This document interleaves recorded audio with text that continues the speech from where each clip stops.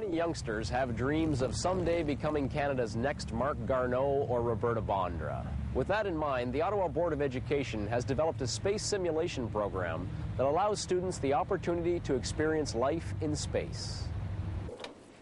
Igniting main engines 1, 2, and 3. 5, 4, 3, 2, 1, 0. The launch pad has been cleared. All engines look good. Elementary students at the Ottawa Board of Education are reaching for the stars in a program that takes them on voyages through space. This is a program called the Ottawa Board of Education Space Simulation Program, and it has several components to it, and it started as a way for students to get involved in science and technology by designing and carrying out their own simulated space missions. And what they do over the period of a year or so, 6 months of the year, they will plan all aspects of the mission and then run a 3-day simulation where half a dozen astronauts will live, work, carry out their duties inside that simulation building. The Space Simulation Program at the OBE is a branch of an international student-run group dedicated to space and science education.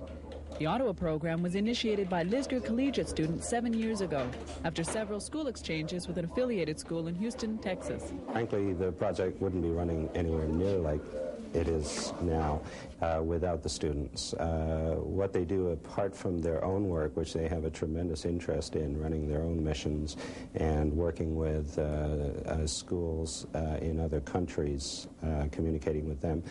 They have also taken the initiative to design and institute space science technology programs for other students in our system, primarily students from kindergarten up to grade 8.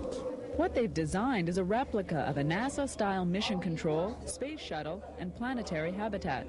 Students initiate and undertake a shuttle launch, complete with monitoring equipment and countdown, and live and work for several days in space, all within a very earthbound classroom. The students set up, the high school students that is, set up their program with an itinerary that they try to make as realistic as possible. They actually design their own experiments to be conducted on their mission. The inside of the habitat is as realistic as we can make it and still provide them with some living comforts while they're there. The launch procedures, we use a script lifted directly from NASA, so the kids read through and follow the script that NASA would follow. And they communicate with one another by radio sets. During each mission, students work on research projects and computer programs that are similar to those undertaken by astronauts. These include charting the solar system, measuring light and sound frequencies, monitoring their blood pressure, and even going out onto extraterrestrial surfaces to gather rock samples for analysis. And all through their mission, they stay in contact with their classmates at Mission Control via computer and video link-ups.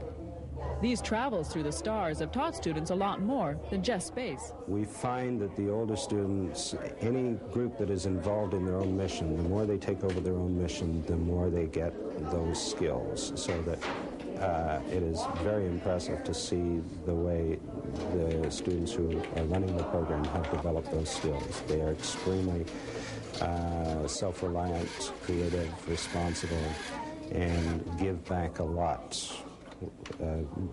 more than what they actually take from the program. You're able to tackle larger projects more easily. The robot was and is a multi-year project. And if you're not used to doing that sort of project, this program really does help you with that.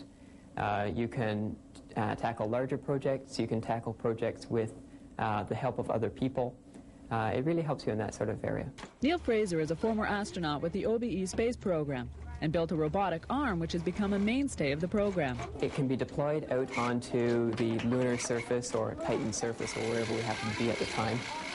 Depending on the mission, where it can use its electromagnet to pick up sample containers and other metallic objects like that for retrieval back and later analysis. Neil went to Houston with the space program and met students from around the world who shared his fascination with space. This was one of the greatest benefits of the program for him. They had the totally different way of looking at robotics. And my robot changed completely because of it. And it's because up here, everybody thinks more or less the same way, because the community of mechanical people at our school are fairly close-knit, and we learned from each other. So it was nice to get a fresh viewpoint. Now he's studying astronomy at Carleton University, a choice he says is due to his experience in the program. The Ottawa Board of Education Space Simulation Program is open to students of any age and grade. Last year, over 1,000 students in 40 schools participated. For Tech 2000, I'm Karen Standen.